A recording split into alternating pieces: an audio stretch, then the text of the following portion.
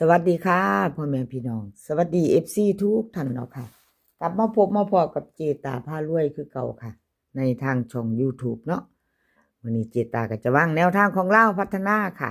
เป็นวันที่10เห็นอยู่ในประวัติของดาพารวยค่ะคลิปนี้จะมีซีเซียนดังค่ะพี่น้องจะมีดาพารวยซองสุวรรณ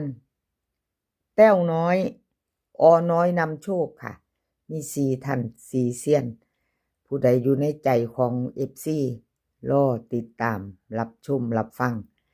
งไปน้ำกันแล้วก็เตรียมแคปหน้าจอเนาะค่ะชอบของผู้ใดกระถาจัดของผู้นั้นเซียนดังมาตามต่อของดาพารวยคนสวยในช่องก่อนค่ะ66226เพิ่นหลุดไปเนาะค่ะวันที่8ที่ผ่านมา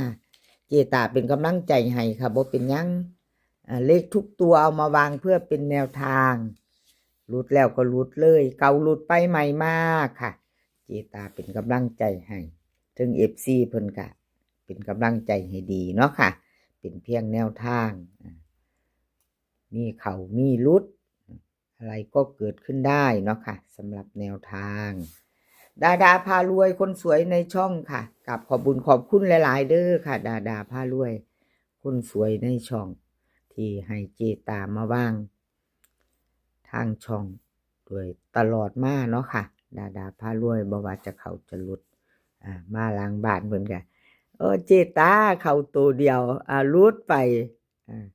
ขอโทษขออภัย FC แทนในเด้อค่ะว่าสั่นเพิ่นว่าค่ะ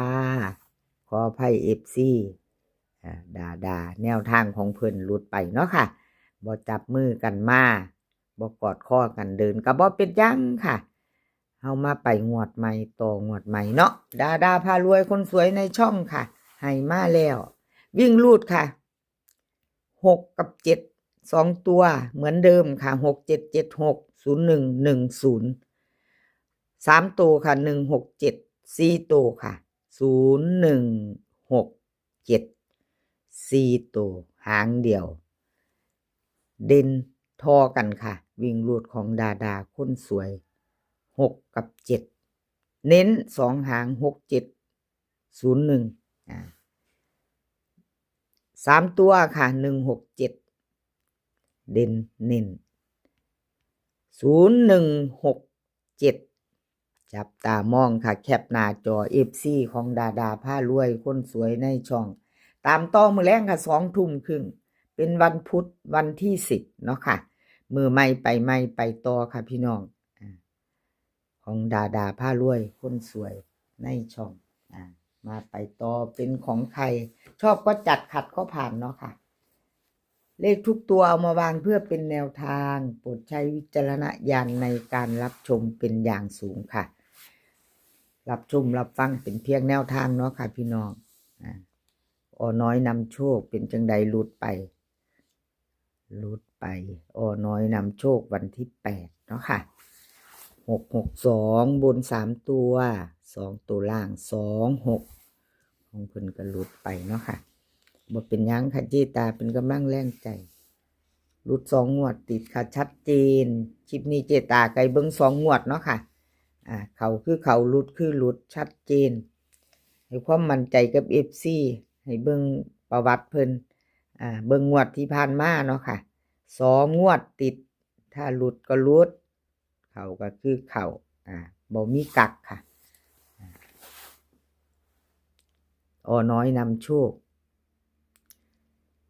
วิ่งลูดค่ะ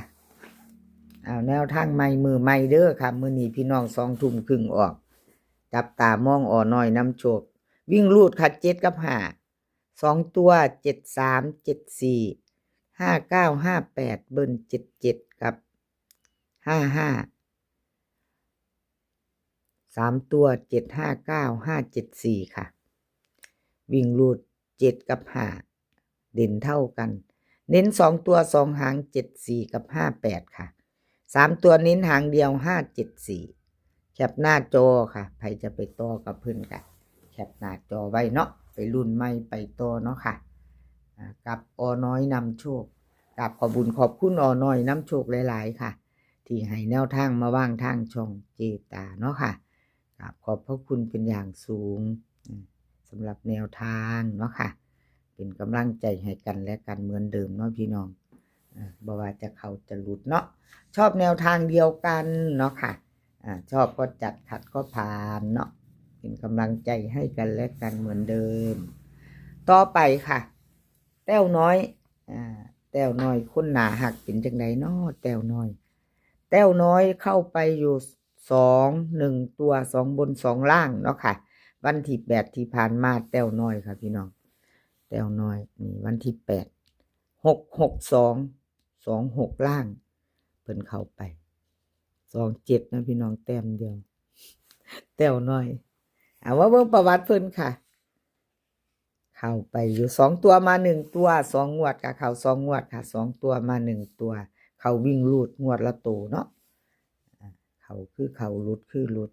กราบขอบคุญขอบคุณแต้วน้อยหลายๆเด้อค่ะที่ให้แนวทางมาว่างทางช่องของเจตากราบขอบพระคุณเป็นอย่างสูงค่ะวิ่งรูดค่ะเพิ่นให้มา1กับ4 2ตัว4หาง1 4 2 4 1 2 1 1 1 4 2 1 4 1เด่นทอกันหมดค่ะเน้น1 4วิ่งรูดวงกลม2ตัวค่ะเน้นเท่ากันทั้ง4หาง1 4 2 4 1 2 1 1ค่ะ1 4 2 1 4 1วงกลมหมดแต้วน้อย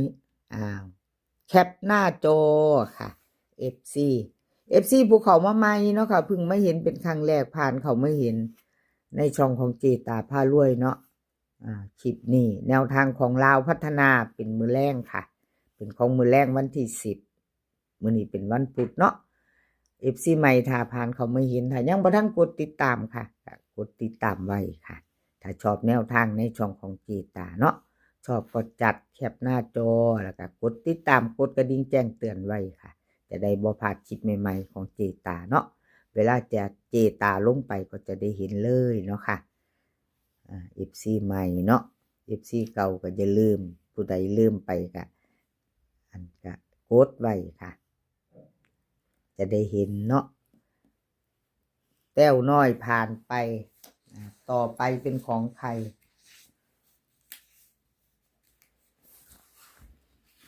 ซองสุวรรณค่ะ FC ซองสุวรรณเอาซองสุวรรณวันที่10ซองสุวรรณค่ะวันที่8ที่ผ่านมาซองสุวรรณ662ค่ะบน3ตัว2ตัวล่างค่ะ26 FC ซองสุวรรณขอโทษขออภัยแทนเพิ่นค่ะที่แนวทางบ่เดินเนาะวันที่5เข้าไปวิ่งหลุดจับมือกันมาอยู่ค่ะ9กับ1วันที่8หลุดไปค่ะวันที่10เฮามาต่อค่ะไปต่อซองสุวรรณลาวพัฒนามือแรงค่ะวิ่งรูดเพิ่นให้มา0กับ2ตัว4หางค่ะ0608 2628เบิ้ล0022 3ตัวค่ะ026 028 002วิ่งรูดเด่น2รอง0ค่ะเด่นที่2รองที่0เน้น26กับ28 3ตัวเน้น2หางค่ะซองสุวรรณ026 028ค่ะแคปหน้าจอค่ะใครจะไปต่อกับซองสุวรรณมื้อแรง20:30นลาวพัฒนาเนาะค่ะขอบบุญขอบคุณซองสุวรรณหลายๆค่ะที่ให้แนวทางมาว่างทางช่องของเจตาเนาะค่ะขอบพระคุณเป็นอย่างสูงแคปหน้าจอไว้ค่ะพี่น้องไปลุ้นกันมื้อแรงเนาะค่ะรับชมรับฟังเป็นเพียงแนวทางอะไรก็เกิดขึ้นได้ล่ะค่ะพี่น้องมาได้เนาะFC ซ่องสุวรรณแคปหน้าจอค่ะคลิปนี้ขอให้พี่น้องโชคดีค่ะโชคดีกับลาวพัฒนามื้อแรง20:30นเนาะมื้อนี้ขอให้มีความสุขขอให้สุขภาพร่างกายแข็งแรงกันทุกคนเดินทางไปไสก็ขอให้ปลอดภัยเดินทางไปขอให้มีโชคกลับมาก็ขอให้มีชัยค่ะคลิปหน้าพอกันใหม่คลิปนี้ก็สวัสดีค่ะ